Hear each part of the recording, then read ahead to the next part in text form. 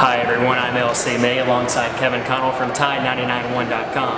Alabama is wrapping up its final preparations for its home opener against Middle Tennessee State. And Kevin, it's a new week, but all eyes are still on the quarterback battle.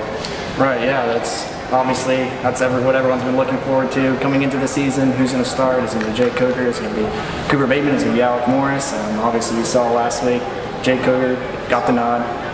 He played the first 8 series. Cooper Bateman, he came in the last 3 series. He also played well. But I think it'll be interesting to see going into this next week's game because last year's a little bit.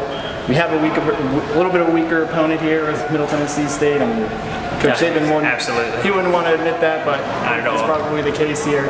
So for me, I think we saw last year with Blake Sims and Jake Coker. There was a lot of splitting back and forth. Blake Sims played that first game against West Virginia. He played the whole game. The next game against Florida Atlantic, it was Blake Sims the first 3 series, Jake Coker the next 3 series, Blake Sims again, and then Jake Coker finish out the game, and then they had the short rain delayed game. So I think we're going to see a lot of that this week again between Jake and Cooper. It'll probably be Jake again, I would think, gets the nod, but then it'll probably be It'll probably be more switching back and forth throughout the game. Absolutely. So once Jake gets that first pull, I don't think that means be an indication he's done for the day. It'll probably be back and forth. So that's what I think. It'll be interesting to see them. It will be interesting to see where this quarterback battle goes from here, but there is one position battle that appears to be settled from what we can see on the offensive line. Right, yeah. Obviously we got 3 new starters there. Yes. In the offensive line. We got Dominic Jackson, a right guard, left guard, or right tackle, left guard. We have Ross Pierschbacher, the redshirt freshman, and then at right guard we now have Alphonse Taylor, filling in for Leon Brown last year. They went back and forth last year, Leon Brown and Alphonse Taylor, or Shank as he goes by.